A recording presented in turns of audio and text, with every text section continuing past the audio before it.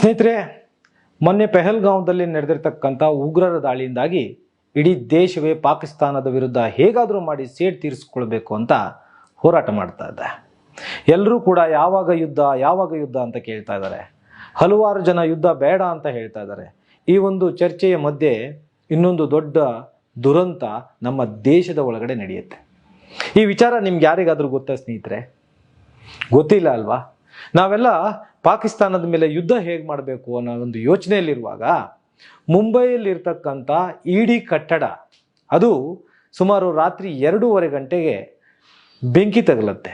ಅಗ್ನಿ ಅವಘಡ. ಅಲ್ಲಿ ಎಷ್ಟು ಜನರ ಫೈಲ್ ಇತ್ತು ಅಂತ ಹೇಳೋದಾದ್ರೆ, ಒಂದು ಮೆಹಲ್ ಚೋಕ್ಸಿ, ಇನ್ನೊಂದು ನೀರವ್ ಮೋದಿ, ಇನ್ನೊಂದು ಚುಗನ್ ಭುಜ್ಬಾಲ್. ಇವರ 14,000 ಕೋಟಿಗೂ ಹೆಚ್ಚು ಏನು ನಮ್ಮ ದೇಶಕ್ಕೆ ಪಂಗನಾಮ ಹಾಕಿ ಬೇರೆ ದೇಶದಲ್ಲೂ ಹೋಗಿ ತಲೆಮರೆಸ್ಕೊಂಡಿದಾರಲ್ಲ, ಇವರ ಕಡತಗಳು ಅಲ್ಲಿ ಸುಟ್ಟು ಭಸ್ಮ ಆಗಿದೆ. ಸತತ 10 ತಾಸು ಅಗ್ನಿಶಾಮಕ ದಳದವರು ಬೆಂಕಿಯನ್ನು ನಂದಿಸೋ ಕೆಲಸವನ್ನು ಮಾಡಿದ್ದಾರೆ. ಇದು ಎಷ್ಟು ಜನರಿಗೆ ಗೊತ್ತಿದೆ ಸ್ನೇಹಿತರೆ? ಯಾವುದೋ ಕೆಲವು ಒಂದೆರಡು ಮಾಧ್ಯಮಗಳಲ್ಲಿ ತೋರಿಸಿದ್ದು ಬಿಟ್ಟರೆ ಮತ್ತು ಯಾವ ಮಾಧ್ಯಮಗಳು ಇದನ್ನ ನಮ್ಮಲ್ಲೇ ಮೊದಲು ಬ್ರೇಕಿಂಗ್ ನ್ಯೂಸ್ ಅಂತ ಎಲ್ಲೂ ತೋರಿಸಲಿಲ್ಲ. ನಾವು ಇಲ್ಲಿ ದೇಶದೊಳಗೆ ಧರ್ಮವನ್ನು ಇಟ್ಕೊಂಡು, ಜಾತಿಯನ್ನು ಇಟ್ಕೊಂಡು ಎಷ್ಟು ಹೊಡೆದಾಡ್ತೀವಲ್ಲ, ಅಷ್ಟು ಹೊಡೆದಾಟ ಮಾಡಿದಷ್ಟು ಕೂಡ ಇಂತಹ ಅಯೋಗ್ಯರಿಗೆ, ಇಂಥ ಕಳ್ಳಬಾಕರಿಗೆ ದೊಡ್ಡ ಒಂದು ಅಮೃತ ಕುಡಿದಷ್ಟು ಸಂತೋಷ ಆಗುತ್ತೆ. ಬಿಡು, ನಮ್ಮ ದೇಶದಲ್ಲಿ ಯಾವಾಗ ನೋಡಿದ್ರು ಏನೋ ಒಂದು ಗಲಾಟೆಯಲ್ಲಿ ಇರ್ತಾರೆ, ನಾವಿಲ್ಲಿ ಏನಾದರೂ ಮಾಡ್ಬೋದು. ಆದರೆ ಬೆಂಕಿಗೂ ಕೂಡ ಗೊತ್ತಾಗುತ್ತೆ ನೋಡಿ, ಯಾರ ಫೈಲನ್ನು ನಾನು ಸುಡಬೇಕು ಅಂತ. ಅಂಥ ದುರಂತ ಪರಿಸ್ಥಿತಿಗೆ ನಾವು ಬಂದು ತಲುಪಿದ್ದೀವಿ. ಒಂದು ಇಡಿ ಆಫೀಸಿಗೆ ಒಳ್ಳೆಯ ಸೆಕ್ಯೂರಿಟಿಯನ್ನು ನಮಗೆ ಕೊಡೋಕ್ಕಾಗೋದಿಲ್ಲ. ಅಗ್ನಿ ಅವಘಡ ಅದನ್ನು ನಾವು ಹೇಳೋಕೆ ಸಾಧ್ಯ ಇಲ್ಲ. ಆದರೆ ಇಲ್ಲಿ ಆಶ್ಚರ್ಯ ಏನು ಅಂತಂದರೆ, ಇವರ ಫೈಲ್ಗಳು ಮಾತ್ರ ಸುಟ್ಟು ಹೋಗಿದಾವಲ್ಲ ಅನ್ನೋದು ಒಂದು ಆಶ್ಚರ್ಯ ಇದೆ. ಯಾಕೆ ನಾವು ಎಕ್ಸಾಂಪಲ್ ಹೇಳಬೇಕಂತಂದರೆ, ಇಲ್ಲಿ ಬೆಂಗಳೂರಿನ BBMPಯಲ್ಲೇ ನಾವು ಕಳೆದ ಒಂದು ಸಂದರ್ಭದಲ್ಲಿ ನೋಡಿದ್ದೀವಿ. ಹಲವು ರಾಜಕಾರಣಿಗಳ ಏನು ಟ್ಯಾಕ್ಸ್ ಇದು ಮಾಡಿರೋದು ಅಥವಾ ಆಸ್ತಿಯನ್ನು ಬೇರೆ ಹೆಸರಿಗೆ ಮಾಡಿಸ್ಕೊಂಡು ಆ ಥರ ಕಡತಗಳೇನಿತ್ತು, ಆ ಕಡತಗಳೆಲ್ಲ ಸುಟ್ಟೋಗ್ಬಿಡ್ತವೆ. ಅದು ಕೂಡ ಈ ರಾಜಕಾರಣಿಗಳು ಫೈಲಲ್ಲಿ ಇಟ್ಟಿರ್ತಾರೆ, ಆ ಫೈಲಿಗೆ ಬೆಂಕಿ ಬೀಳುತ್ತೆ. ಅಂಥ ಒಂದು ಸಂದರ್ಭಕ್ಕೆ ಹೋಗಿ ನಾವು ತಲುಪಿದ್ದೀವಿ. ಇವರಿಗೆ ಕೋರ್ಟಿಗೆ ಸಾಕ್ಷಿಯನ್ನು ನಾವು ಸಬ್ಮಿಟ್ ಮಾಡಬೇಕಾಗುತ್ತೆ. ಸಾಕ್ಷಿಯನ್ನೇ ನಾಶ ಮಾಡಿಬಿಟ್ರೆ ಕೋರ್ಟ್ ಯಾವ ಆಧಾರದ ಮೇಲೆ ಅವ್ರಿಗೆ ಶಿಕ್ಷೆ ಕೊಡುತ್ತೆ?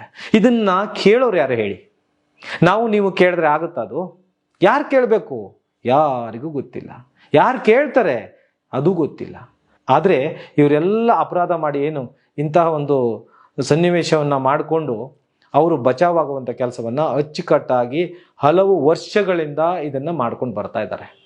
ಇಂತಹ ಕೃತ್ಯ ಮಾಡಿ ಹೋದವರಿಗೆ ಎಷ್ಟು ಜನರಿಗೆ ಶಿಕ್ಷೆ ಕೊಟ್ಟಿದೆ ಹೇಳಿ? ಸರಿಯಾದ ತನಿಖೆ ಆದರೂ ಆಗುತ್ತಾ?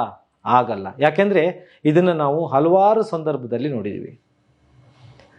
ದುಡ್ಡಿದ್ದವರ ತನಿಖೆ ಬೇರೆ ದಿಕ್ಕಲ್ಲಿ ಸಾಗುತ್ತೆ. ಯಾರು ಅಧಿಕಾರದಲ್ಲಿರ್ತಾರೆ, ಯಾರ ಹತ್ರ ಹೆಚ್ಚು ಹಣ ಇರುತ್ತೆ, ಅವರ ಒಂದು ವಿಚಾರಣೆಯೇ ಬೇರೆ ಥರ ಆಗುತ್ತೆ. ಬಡವರಿಗೊಂದು ನ್ಯಾಯ, ಶ್ರೀಮಂತರಿಗೊಂದು ನ್ಯಾಯ. ಈ ಪರಿಸ್ಥಿತಿಗೆ ಬಂದು ತಲುಪಿದೆ ಸ್ನೇಹಿತರೆ. ಇನ್ಮುಂದೆ ಯಾರ ಹತ್ರ ಹಣ ಇರುತ್ತೆ, ಯಾರ ಹತ್ರ ಅಧಿಕಾರ ಇರುತ್ತೆ, ಅವರಿಗೆ ಮಾತ್ರ ನ್ಯಾಯ ಸಿಗುತ್ತೆ.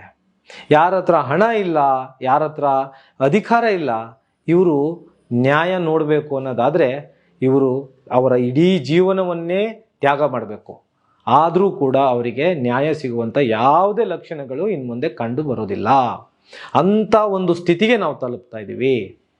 ಈಗಲಾದರೂ ನಮ್ಮ ಯುವ ಜನತೆ ಎಚ್ಚೆತ್ತುಕೊಳ್ಳಿ.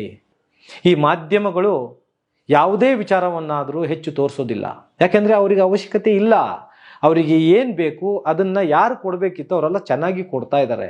ಅವ್ರಿಗೆ ಬೇರೆ ಯಾವುದೇ ಸಮಸ್ಯೆ ಇಲ್ಲ.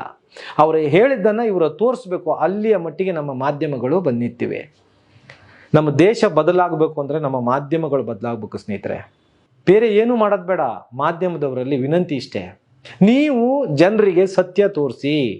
ಹೆಚ್ಚು ದಿನ ಅಲ್ಲ, ಸ್ಟಾರ್ಟ್ ಮಾಡಿ, 1 ತಿಂಗಳ ಸತ್ಯ ತೋರಿಸಿ. ಈ ದೇಶದ ಚಿತ್ರಣ ಬದಲಾಗುತ್ತೆ. ನಾನು ಯಾರಿಂದ ಈ ದೇಶದಲ್ಲಿ ಇಷ್ಟೊಂದು ಘಟನೆಗಳು, ಕೆಲವೊಂದು ಅನುಮಾನಾಸ್ಪದವಾದ ಸಂಗತಿಗಳು ನಡೀತಾ ಇದ್ದಾವೆ ಅಂತ ಹೇಳೋದಾದರೆ, ಹಿಂದಿಯಲ್ಲಿ ಒಂದು ಮಾತಿದೆ, ಮೈನೆ ನಾಮ್ ನಹಿ ಲಿಯಾ ಹೂಂ ಫಿರ್ ಭಿ ಆದ್ಮಿ ಲೋಗೋಂ ಕೋ ಪತಾ ಚಲೇಗಾ ಕೌನ್ ಹೇ ವೋ ಆದ್ಮಿ ಅಂತ. ಇದು ಎಲ್ರಿಗೂ ಅರ್ಥ ಆಗುತ್ತೆ. ಅರ್ಥ ಆದರೆ ಆ ಅರ್ಥ ಮಾಡಿಕೊಂಡು ಸಮಾಜದಲ್ಲಿ ದಯವಿಟ್ಟು ಇಂಥ ಕೃತ್ಯಗಳು ನಡೆದಾಗ ತಿಳಿಸುವಂಥ ಕೆಲಸ ಮಾಡಿ. ಮಾಧ್ಯಮದವರಿಗೆ ದಯವಿಟ್ಟು ರಿಕ್ವೆಸ್ಟ್ ಮಾಡ್ತಾ ಇದ್ದೀನಿ, ನಿಮ್ಮಿಂದ ಈ ದೇಶ ಬದಲಾಗುತ್ತೆ, ನಿಮಗೆ ಆ ಶಕ್ತಿ ಇದೆ, ಆದರೆ ನೀವು ಆ ಶಕ್ತಿಯನ್ನು ಕಳ್ಕೊಂಡಿದ್ದೀರಿ. ಬೇರೆ ಏನು ನೀವು ಮಾಡೋದು ಬೇಡ, ಸತ್ಯವನ್ನು ತೋರಿಸಿ ಸಾಕು. ದೇಶ ಬದಲಾಗುತ್ತೆ, ದೇಶದ ಜನತೆ ಖುಷಿ ಪಡ್ತಾರೆ, ಸತ್ಯವನ್ನು ತೋರಿಸಿ. ಇತ್ತೀಚೆಗೆ ಬರುವ ಯಾವುದೇ ಒಂದು ವಿಷಯವನ್ನು ಕೂಡ ನಾವು ನಂಬಲಾಗದಷ್ಟು ನಂಬಿಕೆಯನ್ನು ಕಳ್ಕೊಂಡಿದ್ದೀವಿ.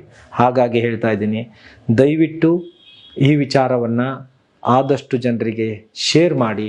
ಯಾಕೆಂದರೆ ನಮಗಿಲ್ಲಿ ರಾಜಕಾರಣಿಗಳು ಮುಖ್ಯ ಅಲ್ಲ, ರಾಜಕೀಯ ಪಕ್ಷಗಳು ಮುಖ್ಯವಲ್ಲ. ನಮಗಿಲ್ಲಿ ಬೇಕಾಗಿರೋದು ನಮ್ಮ ದೇಶದ ಏಕತೆ. ನಮ್ಮ ದೇಶವನ್ನು ಕಾಪಾಡುವಂಥ ಕೆಲಸ ಇದೇ ಯುವಕರೇ ಮಾಡಬೇಕು. ಆದರೆ ಈಗ ವಯಸ್ಸಾಗಿರ್ತಕ್ಕಂಥ ಯಾವುದೇ ಕೆಟ್ಟ ಮನಸ್ಥಿತಿ ಇರುವ ರಾಜಕಾರಣಿಗಳು ಮಾಡೋಕ್ಕೂ ಸಾಧ್ಯ ಇಲ್ಲ. ಹಾಗಾಗಿ ಈ ದೇಶವೇ ನಿಮ್ಮ ಕೈಲಿದೆ. ಈ ವಿಚಾರವನ್ನು ಕೂಡ ನೀವೇ ಮಾಡಬೇಕು, ತೀರ್ಮಾನವನ್ನು ಕೂಡ ನೀವೇ ಮಾಡಬೇಕು. ನಮಸ್ಕಾರ.